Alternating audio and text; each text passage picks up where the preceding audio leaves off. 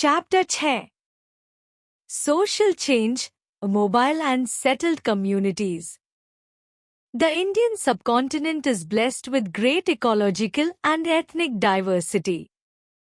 Different types of political organization arose here over the ages, like the centralized bureaucratic state, the kin-based tribe headed by an autocratic chief, the tribal confederacy and the extended empire. One can also notice the diversity of political structures, frequency of contacts between societies at various levels of integration, and the lack of aforesaid clear demarcating lines. There was a flexible hierarchy in social and political organization because of the reasons. They constantly contended with each other and tried to enhance their sphere of authority and privilege. भारतीय उपमहाद्वीप Indian subcontinent को महान पारिस्थितिकी, ecological और जातीय ethnic विविधता से आशीर्वाद प्राप्त है। यहाँ समय के साथ विभिन्न प्रकार के राजनीतिक संगठन, पॉलिटिकल ऑर्गेनाइजेशन उत्पन्न हुए, जैसे केंद्रीयकृत, सेंट्रलाइज्ड, ब्यूरोक्रेटिक राज्य, ब्यूरोक्रेटिक स्टेट, कबीला आधारित जनजाति, किन-बेस्ड ट्राइब, जो एक अधिनायकवादी प्रमुख, ऑटोक्रेटिक चीफ द्वारा नेतृत्वित होती थी, जनजातीय संघ, ट्राइबल कॉन्फेडरेसी और विस्तारित साम्राज्य, एक्सटेंडेड एम्पायर। यहाँ पर राजनीतिक संरचनाओं की विविधता, डाइवर्सिटी ऑफ पॉलिटिकल स्ट्रक्चर्स, विभिन्न स्तरों पर समाजों के बीच संपर्क, कॉन्टैक्ट्स और स्पष्ट सीमाओं, क्लियर डीमार्केटिंग लाइंस का अभाव देखा जा सकता है। सामाजिक और राजनीतिक संगठन में लचीलापन, फ्लेक्सिबल हायरार्की था, क्योंकि विभिन्न समूह एक दूसरे से प्रतिस्पर्धा, कंटेंडेड करते थे और अपनी सत्ता, अथॉरिटी और विशेषाधिकार, प्रिविलेज को बढ़ाने की कोशिश करते थे। From the 6th century onwards, pastoral nomadism declined in South Asia due to the consolidation of agrarian states. The genealogical, Vanshavali, literature speaks of battles against the nomads. Moreover, many of these battles must have been won by nomads. 6वीं शताब्दी से दक्षिण Asia में कृषि राज्यों, agrarian states, के एकत्रीकरण, consolidation के कारण चरवाहा घुमंतु जीवन, पास्टोरल नोमैडिज्म में गिरावट आई। वंशावली साहित्य में घुमंतु लोगों के खिलाफ युद्धों, बैटल्स का वर्णन मिलता है। इसके अलावा इनमें से कई युद्ध घुमंतु लोगों ने जीते होंगे। The Pratiharas were subdivision of the nomadic Gujars who were involved in the tripartite struggle. Nomads were involved in various battles and raids between different rulers, especially in the western part of the subcontinent. Babar, in his autobiography, refers to them as frequent cattle lifters. An itinerant, or namad, is characterized by alternating periods of working and wandering, i.e., a person who travels from place to place for duty or business. Therefore, it can be said that itinerancy was part and parcel of a nomadic lifestyle. प्रतिहारस, घुमंतु Gujjars का एक उपविभाग, subdivision थे, जो तृतीयक संघर्ष, tripartite struggle में शामिल थे। घुमंतु लोग विभिन्न शासकों के बीच युद्धों, बैटल्स और छापामारों, रेड्स में शामिल थे, विशेष रूप से उपमहाद्वीप के पश्चिमी भाग में। बाबर ने अपनी आत्मकथा में उन्हें बार बार मवेशी लूटने वाले कैटल लिफ्टर्स के रूप में उल्लेख किया है। एक आइटिनरेंट या नमद वह व्यक्ति होता है जो काम और यात्रा के बीच वैकल्पिक रूप से काम करता है, यानी एक ऐसा व्यक्ति जो अपने काम या व्यवसाय के लिए एक स्थान से दूसरे स्थान पर यात्रा करता है। इसलिए यह कहा जा सकता है कि यात्रा करना घुमंतु जीवन शैली का एक अभिन्न हिस्सा था। Tribal societies. Indian society was stratified into many castes, varnas, clans, etc. during the medieval period. Other than these, there were many societies in the subcontinent that did not follow the customary rules of Brahmanas. They had their own rules and regulations. Their society was not divided into different classes based on birth or profession. They had their own language, art, craft, religious beliefs and ideas. Such societies are usually called tribes. मध्यकालीन काल, medieval period में Bharatiya Samaj, Indian society को कई जातियों, castes, वर्णों, वर्णस, कबीले, clans आदि में बांटा गया था। इसके अलावा उपमहाद्वीप सबकॉन्टिनेंट में कई ऐसी जातियां और समाज थे जो ब्राह्मणों, ब्राह्मणास के पारंपरिक नियमों, कस्टमरी रूल्स का पालन नहीं करते थे। उनके अपने नियम और कानून थे। उनका समाज जन्म, बर्थ या पेशे, प्रोफेशन के आधार पर विभिन्न वर्गों में विभाजित नहीं था। उनके पास अपनी अलग भाषा, लैंग्वेज, कला, आर्ट, शिल्प, क्राफ्ट, धार्मिक विश्वास, रिलीजियस बिलीफ्स और विचार, आइडियाज थे। ऐसे समाजों को सामान्यतः जनजातियां, ट्राइब्स कहा जाता है। Tribal people had their own lifestyles. They were very much dependent on natural resources.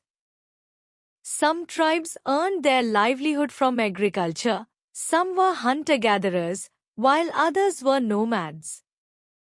Many forests had been cleared for cultivation and many pasture lands had been brought under cultivation by the medieval period. As a result, many tribes settled down and joined the mainstream of society. This led to their gradual assimilation into the society at large. Yet, even today, tribal peoples are still found in several parts of the subcontinent. जनजातीय लोग, tribal people, अपनी अलग जीवन शैली, lifestyle जीते थे। वे प्राकृतिक संसाधनों, नेचुरल रिसोर्सेज पर बहुत निर्भर थे।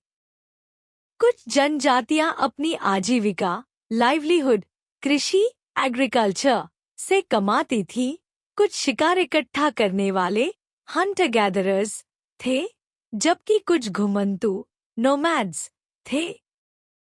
मध्यकाल, मेडिवल पीरियड के दौरान कई जंगलों को कृषि के लिए साफ किया गया था और कई चरागाह भूमि, पास्चर लैंड्स को खेती के तहत लाया गया था।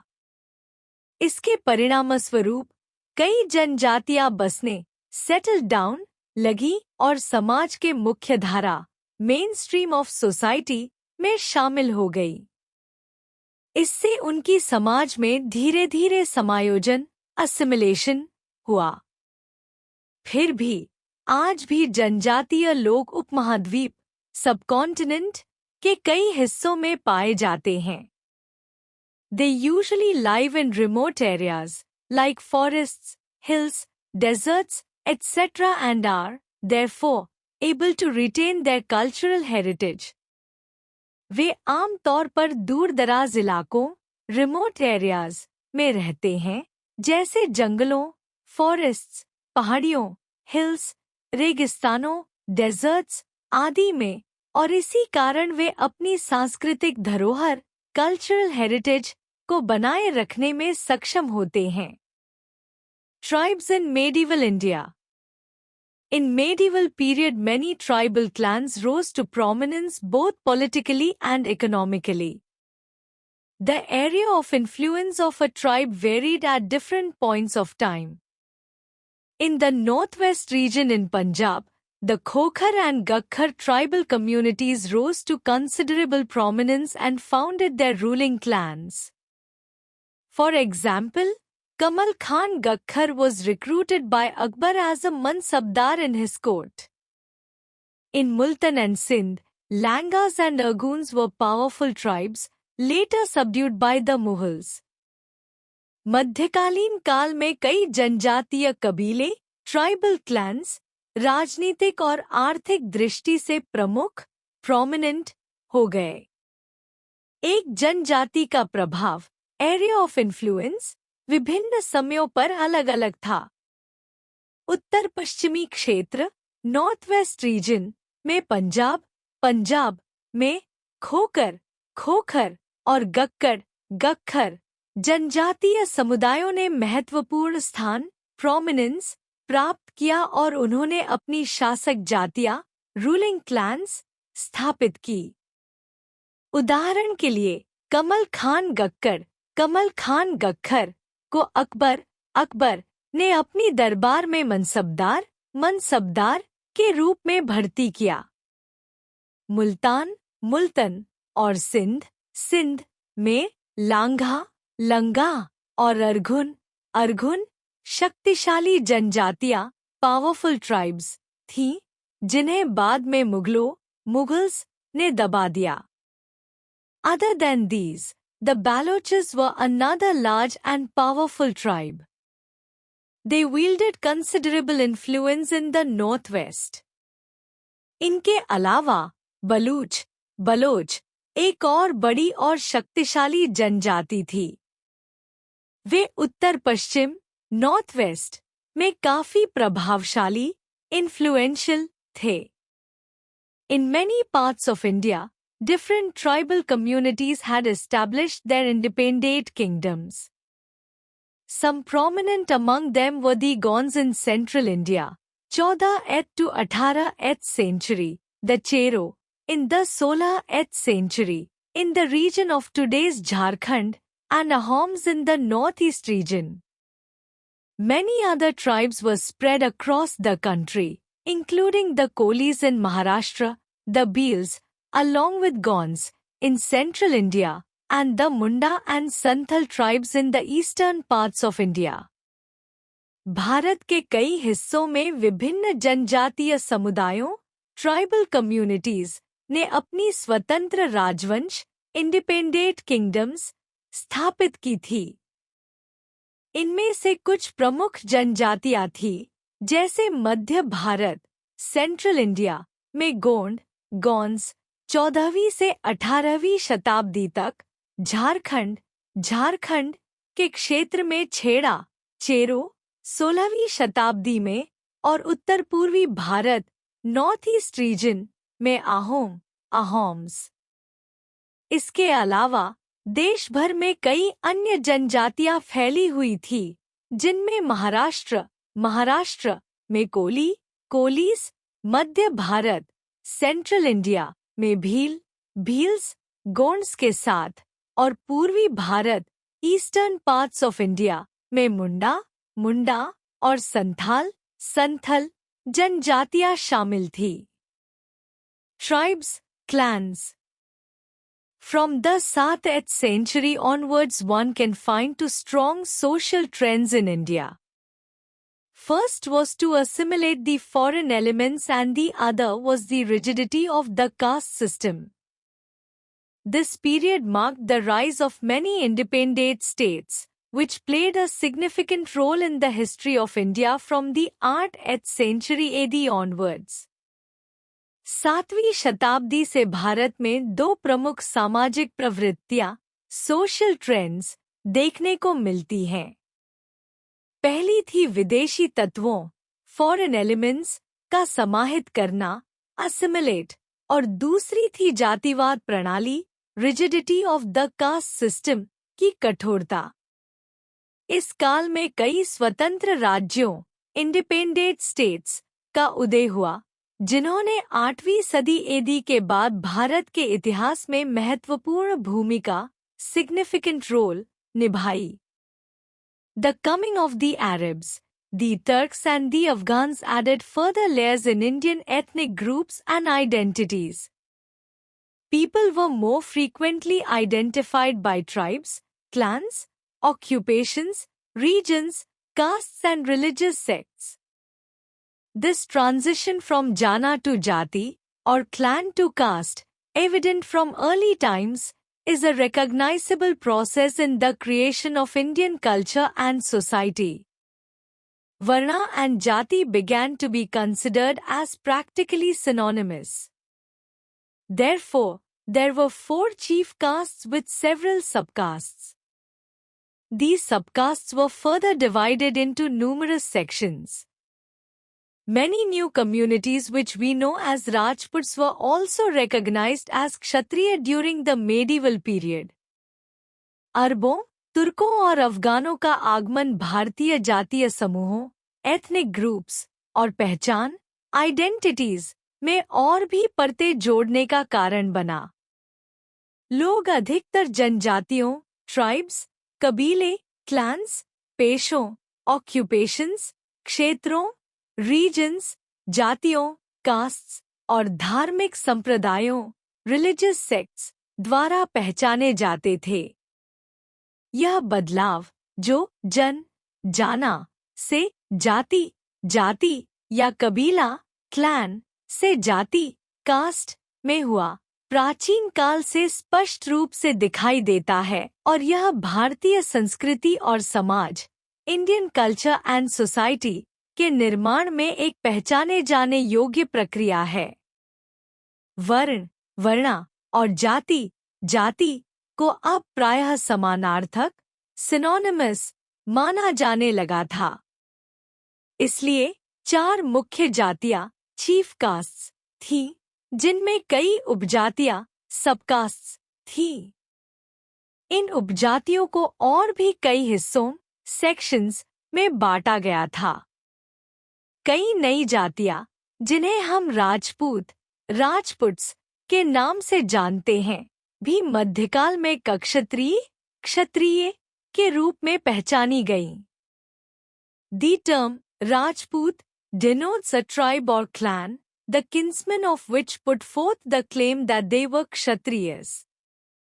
Many of the Rajput clans trace their genealogy to the lunar and solar families of Kshatriyas mentioned in the Mahabharata.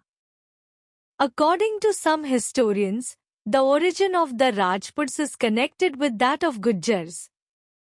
Some others such as the Chalukyas, Solankis, the Permaris, Pawars, the Chahmana, Chauhans, and the Pariharas, trace their ancestry back to sacrificial fire said to have been organized at Mount Abu by the sage Vasistha. Rajput शब्द राजपूत एक कबीले, tribe या जाति, clan को दर्शाता है, जिनके रिश्तेदार, किन्समैन यह दावा करते हैं कि वे क्षत्रियस थे। कई राजपूत कबीले अपनी वंशावली, जेनियोलॉजी, महाभारत में उल्लिखित चंद्रवंशी, ल्यूना और सूर्यवंशी, 16 क्षत्रिय परिवारों से जोड़ते हैं। कुछ इतिहासकारों के अनुसार राजपूतों का मूल, ओरिजिन, गुज्जर्स से जुड़ा हुआ है। कुछ अन्य, जैसे चालुक्य, चोलंकी, चालुक्यस और सोलंकीस, परमार, पवार, परमरस और पवार्स, चाहमना, चौहान, चाहमाना और चौहान्स, और प्रतिहारस और परिहरस, अपनी उत्पत्ति, एंसेस्ट्री, एक यज्ञ, सैक्रिफिशियल फायर से जोड़ते हैं, जो कहा जाता है कि ऋषि वशिष्ठ, सेज वसिष्ठा द्वारा माउंट अबू में आयोजित किया गया था। Some historians, both Indian and foreign, opine that a number of these classes descended from Scythians and Huns who settled in India, while a number of others belonged to indigenous tribes. In southern India, the chief clans are the Kalachuris, Chandelas and Gaherwaras. It seems that at some time in the past, these clans emerged from the so-called aboriginal tribes such as the Gonds and the Bhars. The Chandela Rajputs were originally Gonds or Bhars, who became Kshatriya after wielding sovereign political power. Similarly, the Gaharwaras are associated with Bhars, while the northern Rathod and the Bandelas, the Pratihara dynasty is considered one of the most prominent Rajput dynasties. कुछ इतिहासकार, दोनों भारतीय और विदेशी, यह मानते हैं कि इन क्षत्रियों क्लासेस का कुछ हिस्सा साइथियनों साइथियंस और हूणों हंस से आया जो भारत में बस गए थे, जबकि कुछ अन्य स्वदेशी जनजातियों इंडिजिनस ट्राइब्स से संबंधित है। दक्षिण भारत सदर्न इंडिया में प्रमुख कबीले चीफ क्लैंस कालाचुरी कलाचुरीज, चंदेला चंदेलास और गहरवारा गहरवारस हैं। ऐसा प्रतीत होता है कि कभी न कभी इन कबीलों का उभार एमर्ज्ड उन तथाकथित आदिवासी एबोरिजिनल जनजातियों से हुआ, जैसे गोंड गौंस और भार भर्स। चंदेला राजपुट्स मूल रूप से गोंड गौंस या भार भर्स थे, जो संप्रभु राजनीतिक शक्ति सॉवरेन पॉलिटिकल पावर प्राप्त करने के बाद क्षत्रिय बन गए। इसी तरह गहरवारस भारों भर्स से जुड़े हुए हैं, जबकि उत्तर में राठौड़ और बंडेलास भी महत्वपूर्ण कबीले हैं। प्रतिहारा डायनेस्टी को राजपूत वंशों में से एक प्रमुख वंश प्रोमिनेंट डायनेस्टी माना जाता है। The Pratihara dynasty is considered one of the most prominent Rajput dynasties. They are also known as Gurjara Pratihara because they too belong to the Gujjar tribe of Rajasthan. Some historians think that they were from the Gurjara tribe of Central Asia that settled in India. According to Chand Bardai of Prithviraj Raso fame, they originated from Agnikula Yajna, fire sacrifice. The Pratiharas claim that they were called Pratihara, literally means doorkeeper, as their ancestor Lakshmana served as a doorkeeper to his brother Rama. The Gurjara Pratiharas were called Aljurj by the Arabs. The geographical name of Gujarat is derived from Gurjara. Pratihara dynasty को राजपूत वंशों में से एक सबसे प्रमुख वंश prominent dynasty माना जाता है। इन्हें गुर्जरा प्रतिहारा भी कहा जाता है क्योंकि ये राजस्थान के गुज्जर कबीले ट्राइब से संबंधित थे। कुछ इतिहासकारों का मानना है कि ये मध्य एशिया सेंट्रल एशिया के गुर्जरा कबीले से थे जो भारत में बस गए थे। चांद बरदाई जो पृथ्वीराज रासो के प्रसिद्ध कवि हैं, के अनुसार उनका उत्पत्ति अग्निकुला याजना से हुई थी, जो एक अग्नि बलि या अग्नि यज्ञ था। प्रतिहारा वंश का दावा है कि उन्हें प्रतिहारा कहा गया, जिसका शाब्दिक अर्थ होता है दरवाजे का रक्षक, डोरकीपर, क्योंकि उनके पूर्वज लक्ष्मणा ने अपने भाई रामा के लिए दरवाजे का रक्षक का कार्य किया था। गुर्जा प्रतिहारा को अरब्स में अल्जुर्ज के नाम से जाना जाता था। गुजरात का भौगोलिक नाम भी गुर्जरा से लिया गया है। Thus, we can conclude that social changes in the medieval period occurred because of social mobility in caste, class, occupations and induction of foreigners in Indian society. To a large extent, the social system worked well during the medieval period. इस प्रकार हम यह निष्कर्ष निकाल सकते हैं कि मध्यकालीन काल medieval period में सामाजिक परिवर्तन सोशल चेंजेस जाति, कास्ट, वर्ग, क्लास, पेशे, ऑक्यूपेशंस और भारतीय समाज में विदेशियों, फॉरेनर्स के समावेश, इंडक्शन के कारण हुए। बड़े पैमाने पर सामाजिक व्यवस्था, सोशल सिस्टम ने मध्यकाल में अच्छा कार्य किया। Changes in caste structure. Many historians and social scientists appear to have accepted the notion that caste divisions in society is a uniquely Indian feature. Caste is partly an outcome of a process spread over thousands of years, whereby associations between many different racial and other groups crystallized into a single, stratified cultural system. This system became rigid with the passage of time, till stage was reached where it became hereditary and immutable.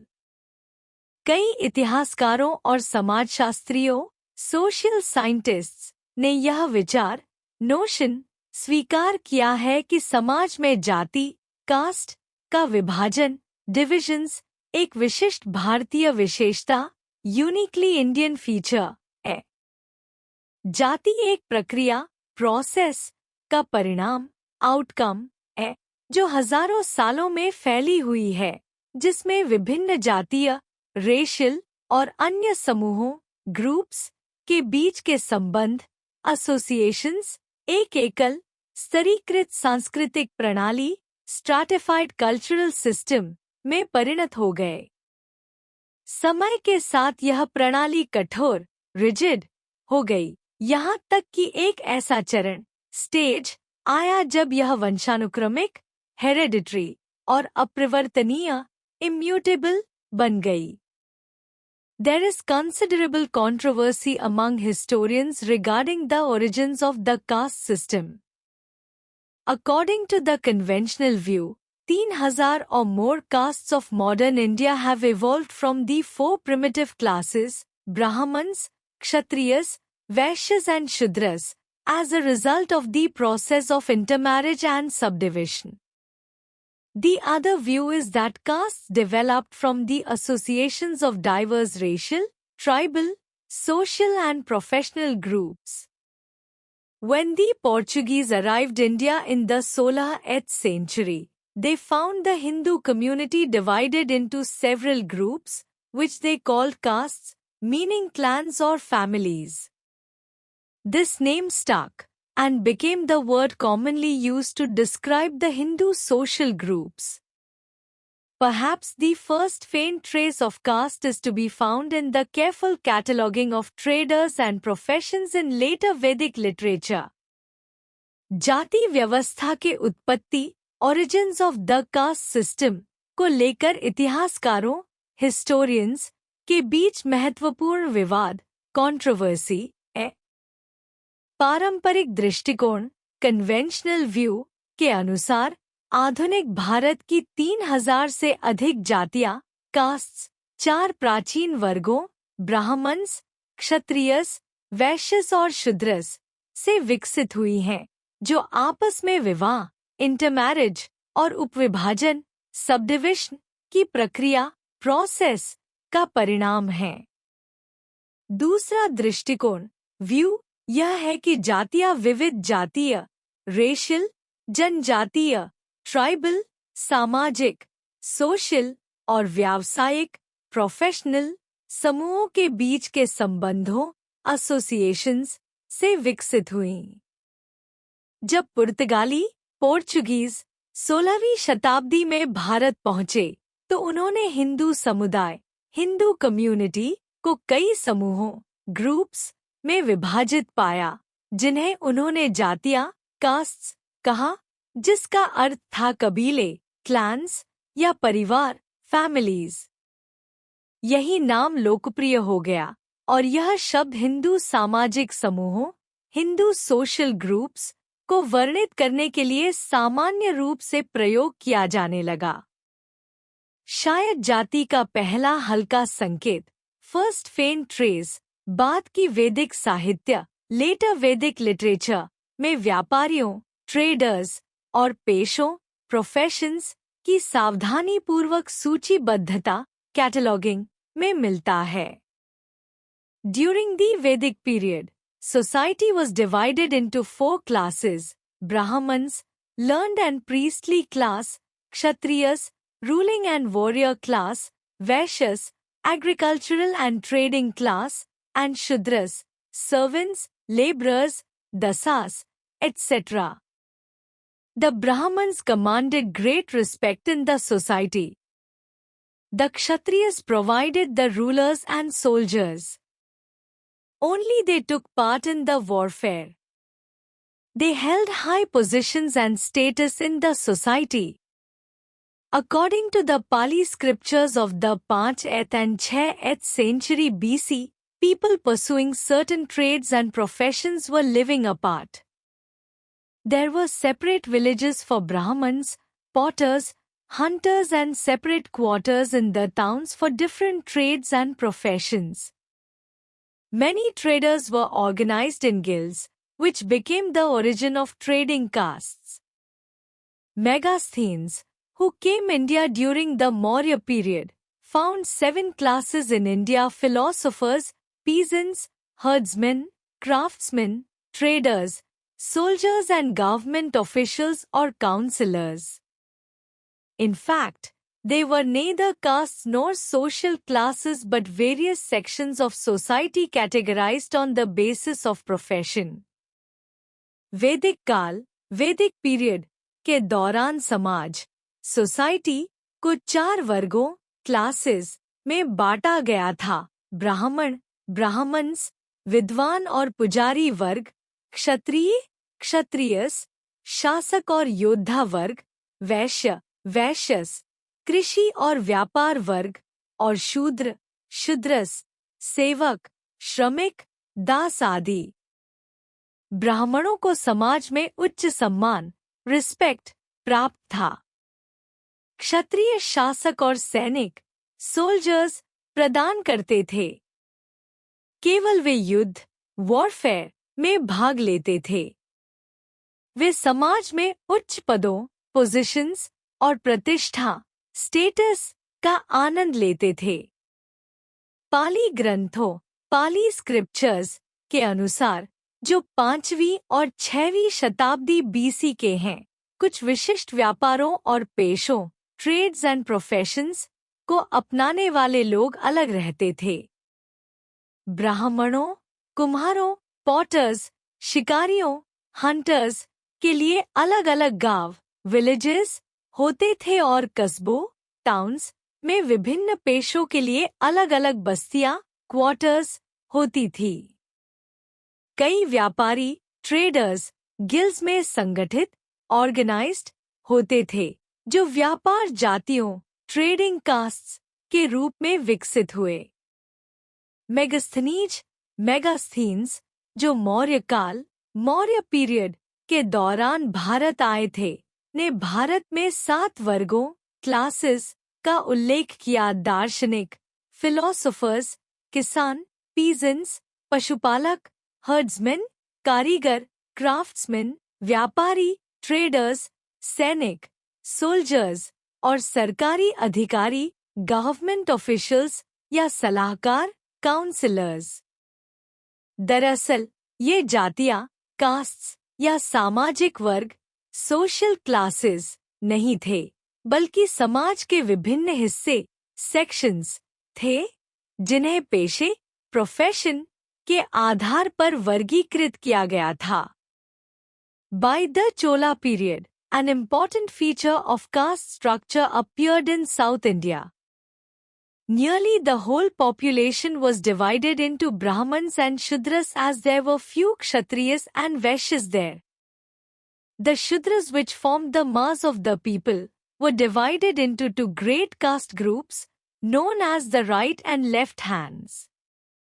Chola काल, चोला period के दौरान दक्षिण Bharat, south India में जाति संरचना, caste structure का एक महत्वपूर्ण पहलू, फीचर सामने आया। लगभग संपूर्ण जनसंख्या, पॉपुलेशन को ब्राह्मण, ब्राह्मण्स और शूद्र, शूद्रस में बांटा गया, क्योंकि वहां बहुत कम क्षत्रिय क्षत्रियस और वैश्य वैश्यस थे। शूद्र, जो जनता मास ऑफ द पीपल का प्रमुख हिस्सा थे, उन्हें दो प्रमुख जाति समूहों कास्ट ग्रुप्स में बांटा गया, जिन्हें दाएं हाथ राइट हैंड और बाएं हाथ लेफ्ट हैंड के नाम से जाना जाता था। The Indian caste system is governed by rules of endogamy. Marriage was only legitimate within the caste. Commensality, food was only to be received from and eaten in the presence of members of same caste or higher caste, and craft exclusiveness. Each man was to live by the trade or profession of his caste. भारतीय जाति व्यवस्था Indian caste system 3 प्रमुख नियमों rules द्वारा शासित होती है। Endogamy यह नियम कहता था कि विवाह मैरिज केवल जाति के भीतर ही वैध लेजिटिमेट था, यानी किसी व्यक्ति को अपनी जाति के बाहर विवाह करने की अनुमति नहीं थी।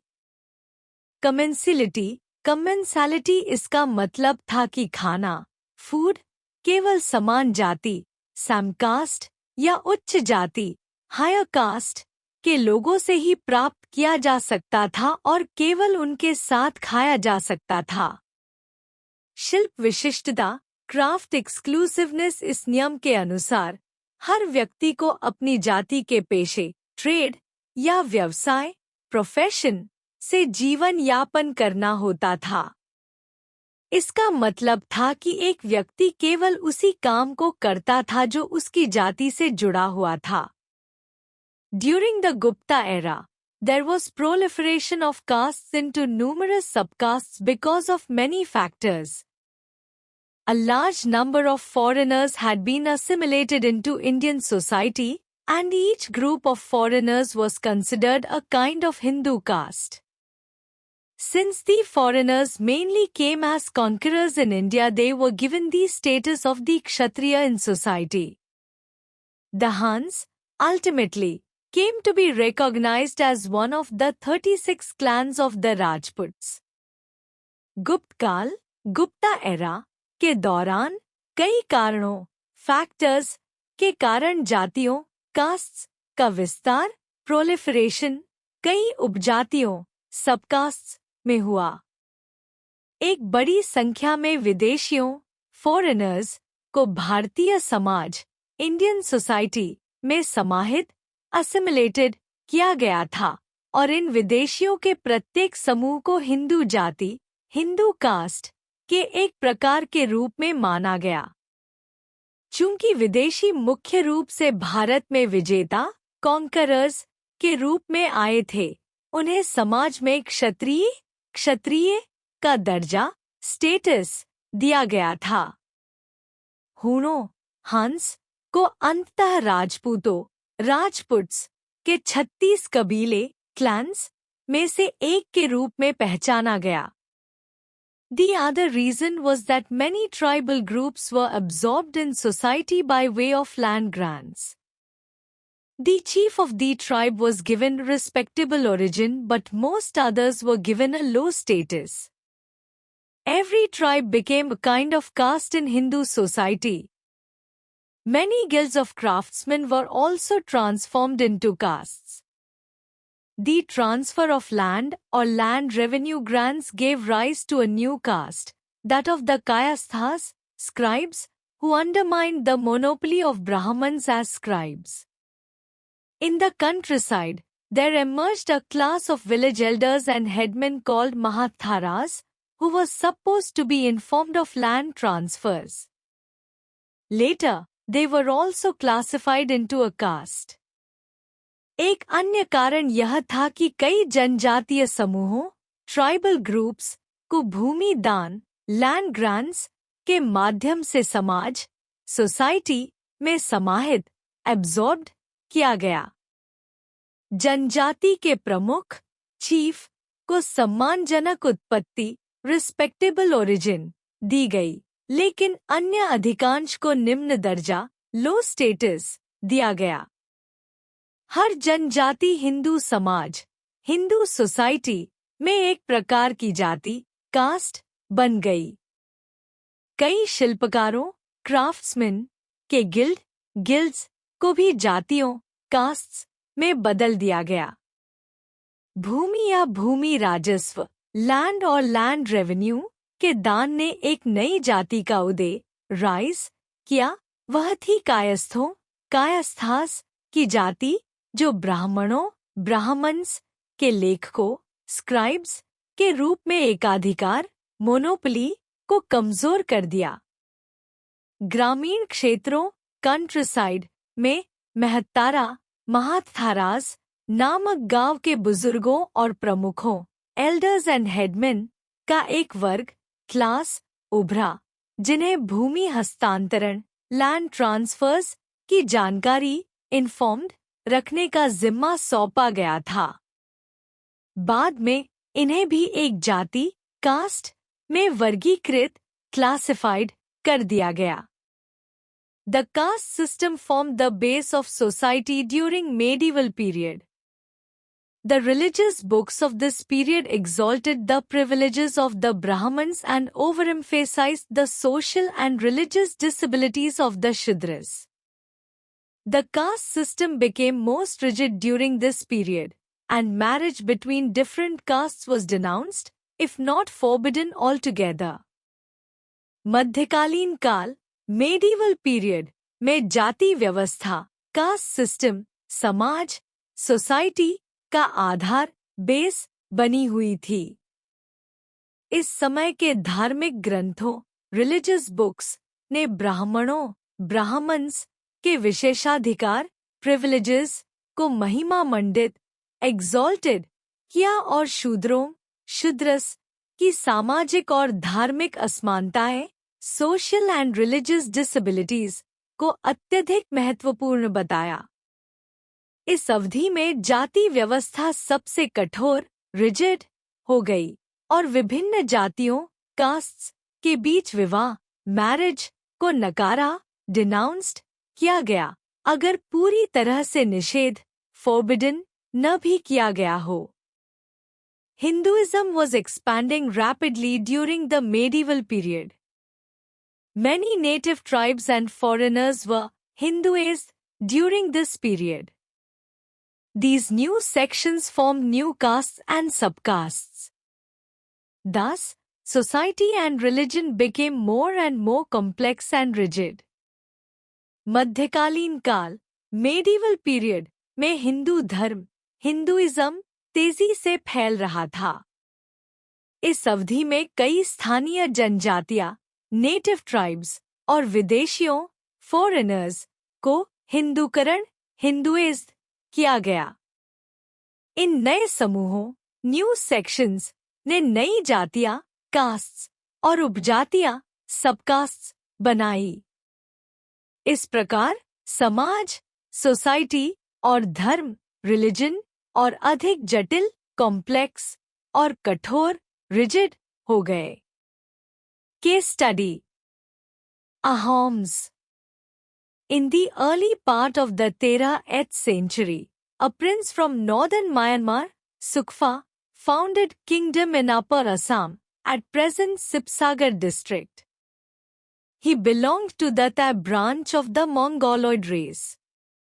Members of his family and his compatriots were known in Assam as Ahom or Ahem or Assam. That is why the state later came to be known as Assam or Assam. 13वीं शताब्दी के प्रारंभ early part of the 13th century में Myanmar के उत्तरी क्षेत्र northern Myanmar से एक राजकुमार सुखफा ने असम के ऊपरी हिस्से अपर असम में एक राज्य किंगडम की स्थापना की जो वर्तमान में शिवसागर जिले सिपसागर डिस्ट्रिक्ट के रूप में जाना जाता है। वह मंगोलॉइड जाति मोंगोलॉइड रेस की ताई शाखा तय ब्रांच से संबंधित थे।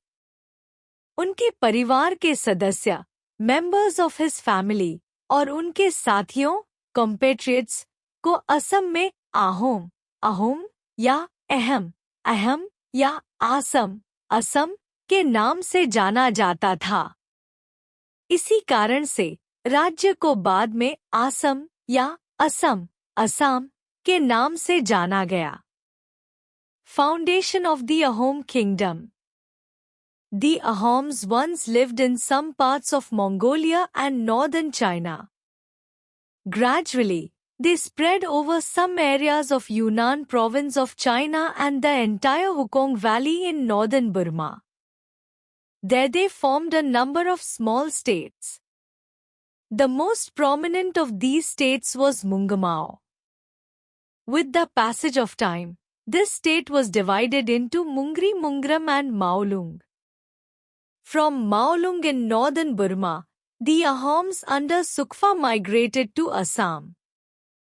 Ahom, Ahoms, पहले मंगोलिया और उत्तरी चीन, नॉर्दर्न चाइना के कुछ हिस्सों, पार्ट्स में रहते थे। धीरे धीरे वे चीन, चाइना के यूनान प्रांत, यूनान प्रोविंस के कुछ हिस्सों और उत्तर बर्मा, नॉर्दर्न बुर्मा के पूरे हुकोंग घाटी, हुकोंग वैली में फैल गए।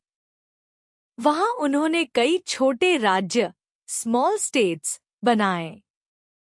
इन राज्यों में से सबसे प्रमुख राज्य मुंगमाओ था। समय के साथ यह राज्य मुनग्राम, मुंगरी मुंगरम और माओलुंग में विभाजित, डिवाइडेड हो गया। मोलुंग से जो उत्तर बर्मा, नॉर्दर्न बुर्मा में स्थित था, सुखफा के नेतृत्व में आहोम असम की ओर प्रवास, माइग्रेटेड कर गए। Sukfa left Maolung for Assam along with his family, followers and soldiers in 1215 AD. After wandering for 13 years in the hilly areas, he entered the Brahmaputra Valley in 1228 AD. He then followed the course of the Dihang River and advanced towards Namrup and Tipam. He arrived at Abhyapuri in 1236 AD, where he stayed for a few years. Because of the recurrent floods, he left for Habang, where he stayed for 2 years. He left Habang because it was prone to floods and reached Dikhomukh, from where he shifted to Ligiragav and then to Simalugan. Sukfa 1215 ईस्वी AD में अपनी परिवार, अनुयायियों, followers और सैनिकों, soldiers के साथ माओलुंग को छोड़कर असम के लिए रवाना हुए। पहाड़ी इलाकों, हिली एरियाज में 13 वर्षों तक भटकने, वॉन्डरिंग के बाद 1228 ईस्वी AD में वह ब्रह्मपुत्र घाटी, ब्रह्मपुत्र वैली में प्रवेश, एंटर्ड कर गए। फिर उन्होंने दिहांग नदी, दिहांग रिवर के मार्ग का अनुसरण, फॉलोड किया और नामरूप और टिपम की ओर बढ़े। 1236 ईस्वी AD में वह अभयपुरी पहुंचे, जहां वह कुछ वर्षों तक रहे। बार बाढ़ों, रिकरेंट फ्लड्स के कारण उन्होंने habang जाने का निर्णय लिया और वहां 2 साल तक रहे। हाबुंग छोड़ने के बाद उन्होंने दिखौमुख पहुंचे और फिर लिगिरागाव और बाद में सिमालुगन चले गए। Finally, in 1253 AD, Sukfa arrived at Charaideo and established his capital. It was the first capital of the Ahom kingdom. The Ahoms claimed that they were the descendants of Lengden or Indra, the Hindu god. अंततः 1253 ईस्वी AD में सुखफा चराइदेओ पहुंचे और वहां अपनी राजधानी, capital स्थापित की। यह अहोम राज्य, अहोम किंगडम की पहली राजधानी थी।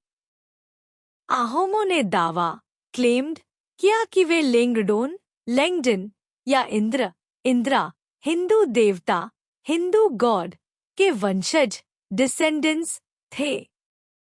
King Sukfa had an amazing personality. With courage and perseverance, relentless energy and foresight, he laid the foundation of one of the strongest kingdoms in the northeast region. सुखफा का व्यक्तित्व पर्सनालिटी अद्वितीय था। साहस, करेज और दृढ़ता परसेवरेंस, अथक ऊर्जा रिलेंटलेस एनर्जी और दूरदर्शिता फोरसाइट के साथ उन्होंने उत्तर पूर्वी क्षेत्र नॉर्थ ईस्ट रीजन के सबसे मजबूत राज्यों में से एक के स्थापना की नींव फाउंडेशन रखी। The Ahoms reclaimed marshes and made them suitable for rice cultivation through collective efforts. These lands became community lands and were distributed amongst various families. This communal ownership of land was the basis of the entire Ahom state. The Ahom economy was dependent on forced labor or pikes. Barter was the chief means of exchange. Ahoms ने दलदल marches को पुनः प्राप्त किया और सामूहिक प्रयासों collective efforts के माध्यम से उन्हें चावल की खेती राइस कल्टीवेशन के लिए उपयुक्त सूटेबल बना दिया। ये भूमि लैंड्स सामुदायिक भूमि कम्युनिटी लैंड्स बन गई और विभिन्न परिवारों फैमिलीज के बीच वितरित डिस्ट्रीब्यूटेड की गई। भूमि का यह सामूहिक स्वामित्व कम्युनल ओनरशिप पूरे आहोम राज्य आहोम स्टेट की नींव बेसिस था। आहोम अर्थव्यवस्था आहोम इकोनॉमी जबरदस्ती श्रम फोर्स्ड लेबर या पैकों पाइक्स पर निर्भर डिपेंडेंट थी। आदान प्रदान एक्सचेंज का मुख्य तरीका चीफ मीन्स बार्टर था। Sukfa laid the foundation of a strong administration. He appointed two members, known as Burgohain and Bargohain, from the noble families as ministers. The Ahom society was divided into clans or khels. He adopted a friendly relationship with tribes inhabiting the neighborhood of Charaideo. He unified all these smaller states and feudal territories into one big Ahom state. Sukfa ने एक मजबूत प्रशासन strong administration की नींव foundation रखी। उन्होंने दो मंत्रियों मिनिस्टर्स को नियुक्त अपॉइंटेड किया जिन्हें बुरगोहाइन और बारगोहेन के नाम से जाना जाता था और ये मंत्रियों के रूप में उच्च परिवारों नोबल फैमिलीज से चुने गए थे। आहोम समाज आहोम सोसाइटी को कबीले क्लैंस या खेल्स में बांटा गया था। उन्होंने चराइदेओ के पड़ोस में रहने वाली जनजातियों ट्राइब्स के साथ दोस्ताना संबंध फ्रेंडली रिलेशनशिप अपनाया। उन्होंने सभी छोटे राज्यों स्मॉलर स्टेट्स और सामंती क्षेत्रों फ्यूडल टेरिटोरीज को एक बड़े आहोम राज्य आहोम स्टेट में एकत्र यूनिफाइड किया। The Ahom kingdom after Sukfa. A number of kings succeeded Sukfa after his death in 1268 AD. The most important of whom was Sudangapha, who ascended the throne in 1397 AD. He brought several Brahman families to the capital and started the worship of Salagram Vishnu in the palace. Thus, while Hinduism was introduced in Assam through the Ahoms, the system of Sumdev worship continued as before. Naturally, The Ahom priestly class protested against Hinduism on several occasions. Sudangfa established a new capital at Charguva. सुखफा की मृत्यु के बाद 1268 ईस्वी AD में कई राजाओं Kings ने उनका उत्तराधिकार सक्सीडेड किया। उनमें से सबसे महत्वपूर्ण राजा किंग थे सुदांगफा, जिन्होंने 1397 ईस्वी एडी में सिंहासन थ्रोन पर चढ़ाई की। सुदंगफा ने कई ब्राह्मण परिवारों को राजधानी कैपिटल में लाया और महल पैलेस में सालग्राम विष्णु की पूजा शुरू की। इस प्रकार जबकि हिंदुइज्म को आहोमों के माध्यम से असम में पेश किया गया संप्रदाय के पूजा प्रणाली सुमदेव वर्शिप को पहले की तरह जारी रखा गया। स्वाभाविक रूप से आहोम पुरोहित वर्ग अहोम प्रीस्टली क्लास ने कई बार हिंदुइज्म का विरोध प्रोटेस्टेड किया। सुदंगफा ने चरगुवा में एक नई राजधानी न्यू कैपिटल स्थापित की। Among the successors of King Sudangfa, Suangmung और दिहिंगिया राजा 1497 से 1539 AD was the most powerful. He established a new capital at Bakta. His reign is very important in the history of Assam. During this time that the Brahmanical legend of divine origin of the Ahom kings was developed, linking the Ahom royalty with god Indra. He took the title of Swargnarayan. राजा सुदांगफा के उत्तराधिकारियों successors में सुहंगमुंग या दिहिंगिया राजा 1497 से 1539 ईस्वी सबसे शक्तिशाली powerful थे। उन्होंने बक्ता में एक नई राजधानी न्यू कैपिटल स्थापित की। उनका शासन रेन असम के इतिहास में बहुत महत्वपूर्ण इम्पोर्टेंट है। इसी समय के दौरान आहोम राजाओं अहोम किंग्स के दिव्य उत्पत्ति डिवाइन ओरिजिन की ब्राह्मणिक किंवदंती ब्राह्मणिकल लेजेंड का विकास डेवलप्ड हुआ, जिसमें आहोम शाही परिवार अहोम रॉयल्टी को भगवान गॉड इंद्रा से जोड़ा गया। उन्होंने स्वर्गनारायण का उपनाम टाइटल लिया। Since then, Ahom kings began to take the title Swargadev. He defeated the Chutiya king and annexed his territory.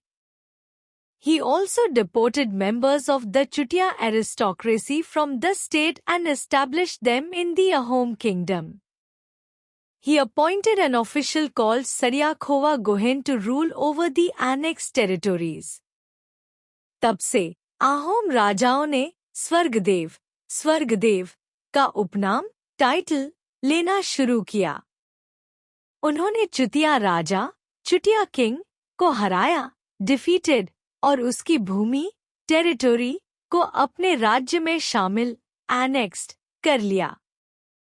उन्होंने चुटिया शाही परिवार चुटिया एरिस्टोक्रेसी के सदस्यों को राज्य से निर्वासित डिपोर्टेड कर दिया और उन्हें आहोम राज्य अहोम किंगडम में स्थापित एस्टैब्लिश्ड किया।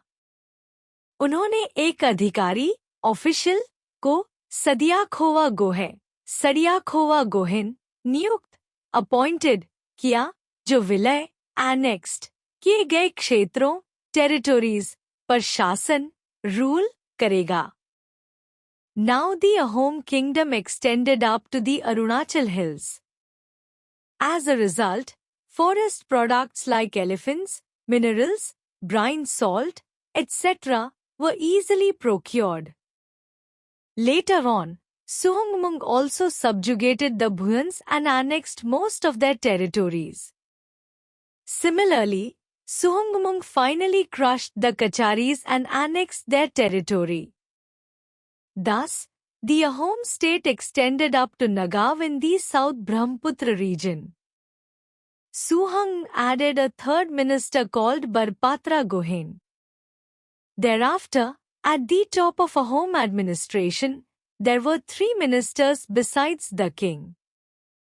अब Ahom राज्य, Ahom kingdom, अरुणाचल पहाड़ियों, अरुणाचल हिल्स तक फैल चुका था। इसके परिणामस्वरूप वन उत्पाद, फॉरेस्ट प्रोडक्ट्स जैसे हाथी, एलिफेंट्स, खनिज, मिनरल्स, नमक, ब्राइन सॉल्ट आदि आसानी से प्राप्त, प्रोक्योर्ड किए जा सकते थे। बाद में सुहंगमुंग ने भुयंस को पराजित, सबजुगेटेड किया और उनकी अधिकांश भूमि, टेरिटोरीज को अपने राज्य में शामिल, एनेक्स्ड कर लिया। इसी तरह सुहंगमुंग ने कचारीज को भी हराया, क्रश्ड, और उनकी भूमि, टेरिटोरी को अपने राज्य में मिलाया, एनेक्स्ड। इस प्रकार आहोम राज्य दक्षिणी ब्रह्मपुत्र क्षेत्र, साउथ ब्रह्मपुत्र रीजन में नगाव तक फैल गया। सुहंगमुंग ने एक तीसरे मंत्री, थर्ड मिनिस्टर को बरपात्रा गोहेन नियुक्त, अपॉइंटेड किया। इसके बाद आहोम प्रशासन, आहोम एडमिनिस्ट्रेशन के शीर्ष, टॉप पर राजा, किंग के अलावा 3 मंत्री, मिनिस्टर्स थे। Suhungmung is considered as one of the real builders of the Ahom state. He undertook the first population census of his kingdom and brought different classes of craftsmen from outside his state and established them in his kingdom. Shankardeva started his Neo-Vaishnavite movement in Assam during his reign. He established friendship with King Pratapruddra of Odisha and excavated a tank near Jagannath temple. The Ahoms faced many invasions. In 1662, the Mughals attacked Ahoms and despite brave defense they were defeated. सुहंगमुंग को आहोम राज्य, Ahom state के असली निर्माता, reel builders में से एक माना जाता है। उन्होंने अपने राज्य की पहली जनगणना, पॉपुलेशन सेंसस, की और राज्य के बाहर से विभिन्न कारीगरों, क्राफ्ट्समैन को लाकर उन्हें अपने राज्य में स्थापित, एस्टैब्लिश्ड किया। शंकरदेवा ने अपने शासनकाल, रेन के दौरान असम में अपने नए वैष्णव आंदोलन, न्यू वैष्णविते मूवमेंट की शुरुआत स्टार्टेड की। उन्होंने ओडिशा के राजा प्रतापरुद्र के साथ मित्रता, फ्रेंडशिप स्थापित की और जगन्नाथ मंदिर, जगन्नाथ टेम्पल के पास एक तालाब, टैंक खुदवाया, एक्सकवेटेड। आहोमों ने कई आक्रमणों, इन्वेशंस का सामना किया।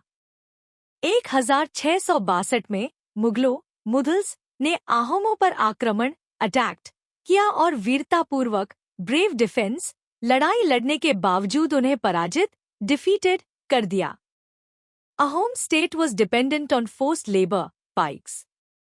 Each village had to send a number of pikes by rotation and adults were employed in army during the war. Ahom society was divided into khels.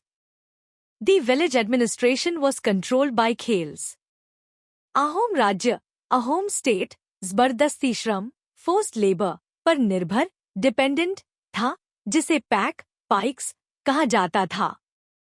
हर गांव, विलेज को अपनी बारी, रोटेशन से एक निश्चित संख्या में पैक भेजने, सेंड होते थे और युद्ध, वॉर के दौरान वयस्कों, अडल्ट्स को सेना, आर्मी में भर्ती किया जाता था।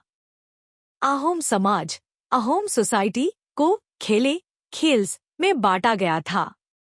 गांव प्रशासन, विलेज एडमिनिस्ट्रेशन पर खेले का नियंत्रण, कंट्रोल था। Gonds are sometimes referred by their tribal dialect Gonds. The name Gond originates from the Telugu word Konda, which means hill. The Gond people are spread over the states of Madhya Pradesh, eastern Maharashtra, Chhattisgarh, northern Andhra Pradesh and western Odisha with population of over 4 million people. They are the largest tribe in central India. Though Gonds can be found in almost all the districts of Madhya Pradesh, they are mainly concentrated in two regions, central Madhya Pradesh and southern part of Chhattisgarh Bastar region.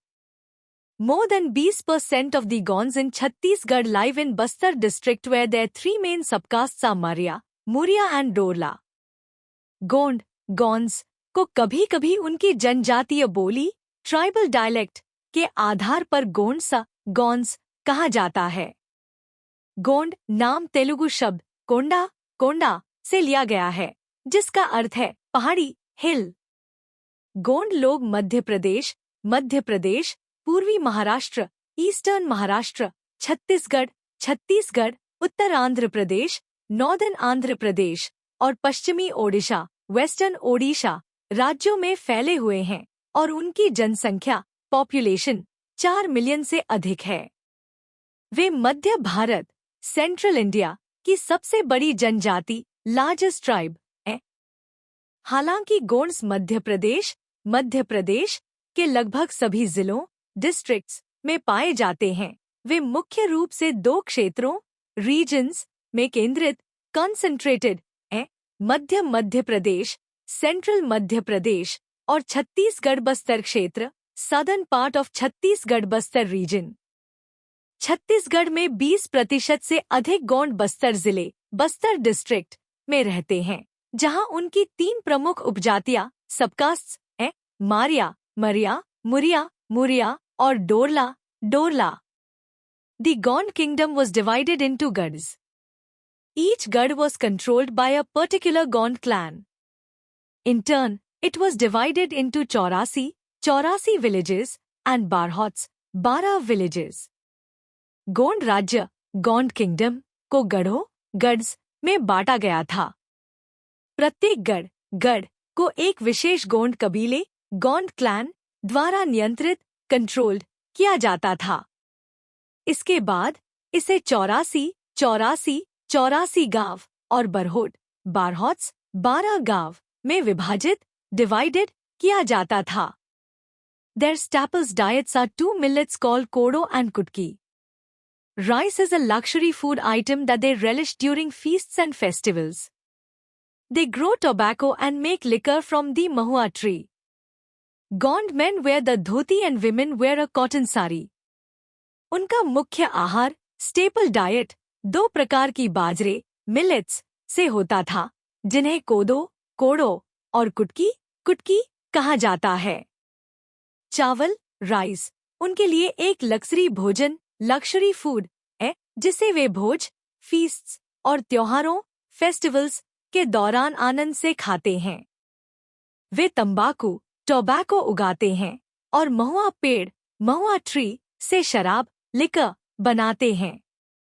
Gond पुरुष Gond main धोती पहनते हैं और महिलाएं women सूती sari cotton sari पहनती हैं। Gonds are mainly farmers. Agriculture, collecting minor forest produce, fishing, hunting, etc. are their main activities.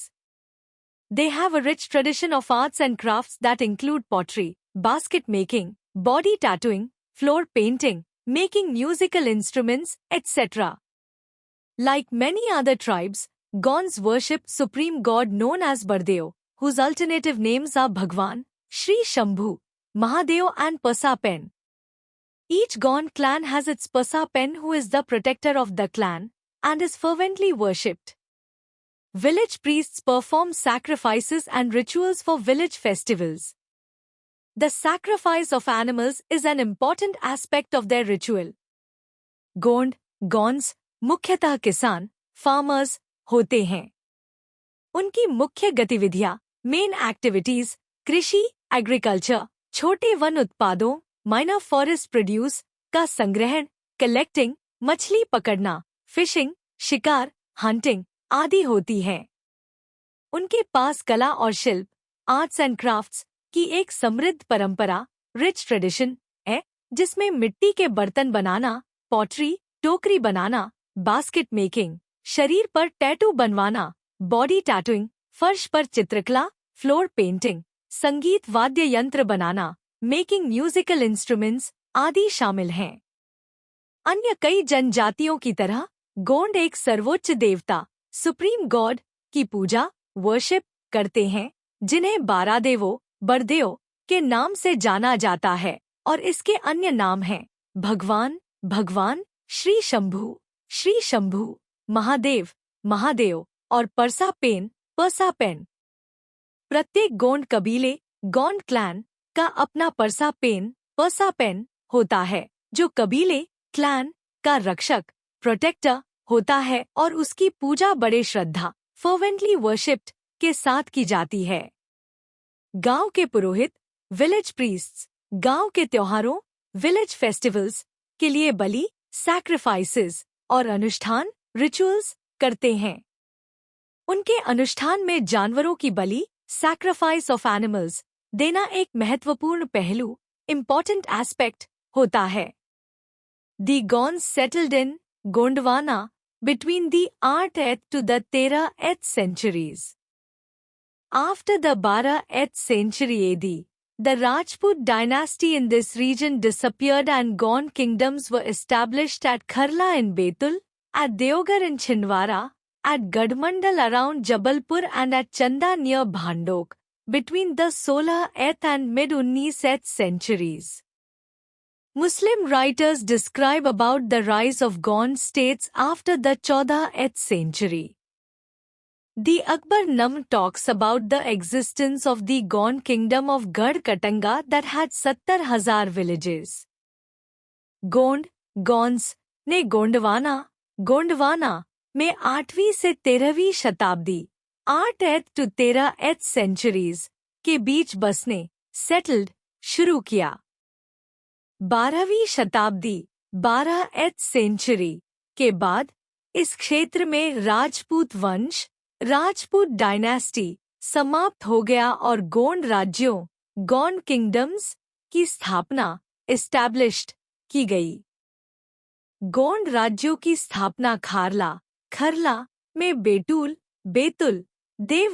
Devgar में छिंदवाड़ा, गढ़मंडल के आसपास जबलपुर और चंदा के पास भांडोक में 16वीं शताब्दी से लेकर 19वीं शताब्दी mid-19th centuries तक हुई। मुस्लिम लेखकों, मुस्लिम राइटर्स ने 14वीं शताब्दी 14th century के बाद गोंड राज्यों के उदय, राइज का वर्णन, डिस्क्राइब किया है। अकबरनामा में गढ़कटंगा के गोंड राज्य, गोंड किंगडम का उल्लेख टॉक्स अबाउट किया गया है, जिसमें 70,000 गांव, विलेजेस थे। We do not have much information about the early history of the Gadmandal dynasty. Sangram Singh was its most famous king. He was the lord of 52 districts. He was succeeded by Dalpat Shah, who married Durgavati, the Rajput princess of Mahoba. The king died early and Queen Durgavati took over the reins. In 1565, Asaf Khan invaded the Gond kingdom as general of Akbar. The queen fought valiantly but was defeated by the powerful Mughal army. She committed suicide and the throne was given by Akbar to Chandar Shah on the condition that he ceded 10 northern districts, which later formed Bhopal. Narar Shah, the last Gond Raja of Gadmandal, was killed by Maratha general Morarji. Garmandal became Subha of Marathas in 1781.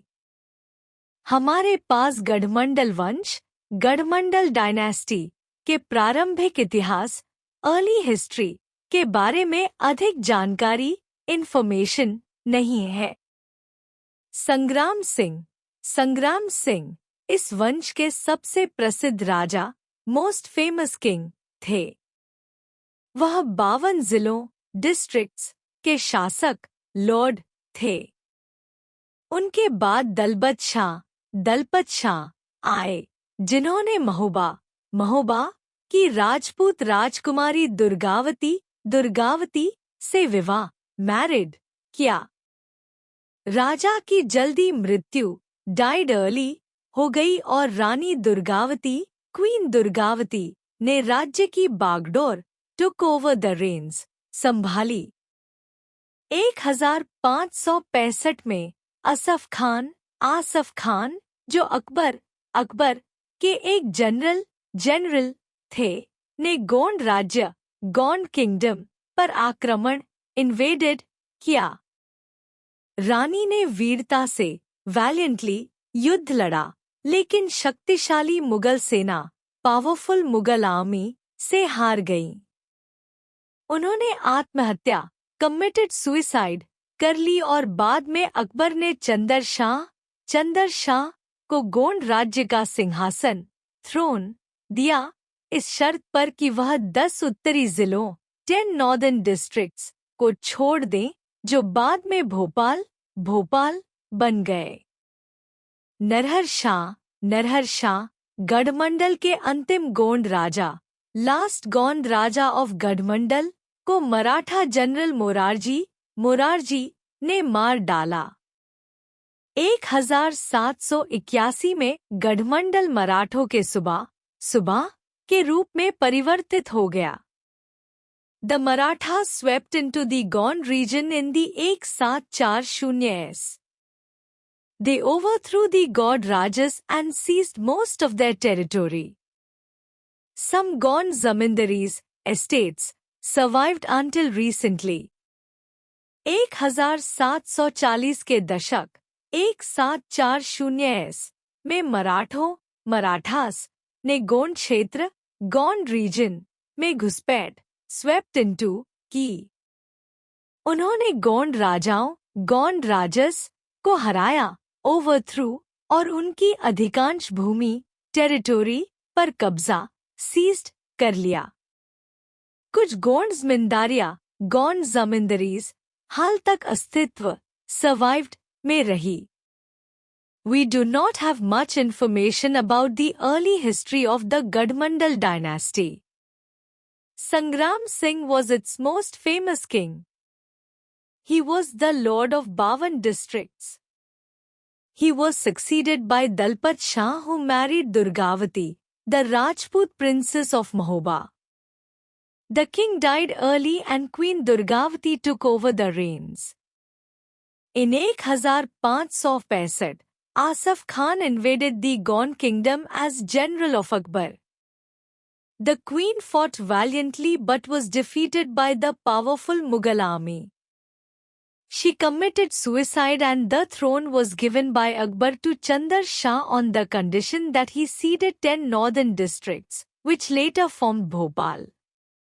Narhar Shah, the last Gond Raja of Gadmandal, was killed by Maratha general Morarji.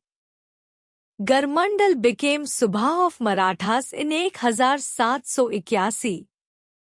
हमारे पास गढ़मंडल वंश, गढ़मंडल dynasty के प्रारंभिक इतिहास, early history के बारे में अधिक जानकारी, इंफॉर्मेशन नहीं है। संग्राम सिंह इस वंश के सबसे प्रसिद्ध राजा, मोस्ट फेमस किंग थे।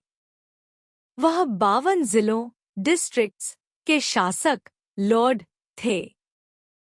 उनके बाद दलपत शाह आए, जिन्होंने महोबा की राजपूत राजकुमारी दुर्गावती से विवाह मैरिड किया। राजा की जल्दी मृत्यु डाइड अर्ली हो गई और रानी क्वीन दुर्गावती ने राज्य की बागडोर टुक ओवर द रेन्स संभाली। 1565 में आसफ खान जो अकबर के एक जनरल थे, ने गोंड किंगडम पर आक्रमण इन्वेडेड किया। रानी ने वीरता से वैलियंटली युद्ध लड़ा, लेकिन शक्तिशाली मुगल सेना पावरफुल मुगल आर्मी से हार गई। उन्होंने आत्महत्या कमिटेड सुइसाइड कर ली और बाद में अकबर ने चंदर शाह को गोंड राज्य का सिंहासन थ्रोन दिया, इस शर्त पर कि वह 10 उत्तरी जिलों 10 नॉर्दर्न डिस्ट्रिक्ट्स को छोड़ दें, जो बाद में भोपाल बन गए। नरहर शाह गढ़मंडल के अंतिम गोंड राजा, लास्ट गोंड राजा ऑफ गढ़मंडल को मराठा जनरल मोरारजी ने मार डाला। 1781 में गढ़मंडल मराठों के सुबा के रूप में परिवर्तित हो गया। The Maratha swept into the Gond region in the 1740s. They overthrew the Gaud Rajas and seized most of their territory. Some Gond zamindaries estates survived until recently. 1740 के दशक 1740s में मराठास ने गोंड क्षेत्र गोंड रीजन में घुसपैठ स्वेप्ट इनटू की। उन्होंने गोंड राजस को हराया, ओवरथ्रू, और उनकी अधिकांश भूमि टेरिटोरी पर कब्जा सीज्ड कर लिया। कुछ गोंड जमींदारियां हाल तक अस्तित्व सर्वाइव्ड में रही।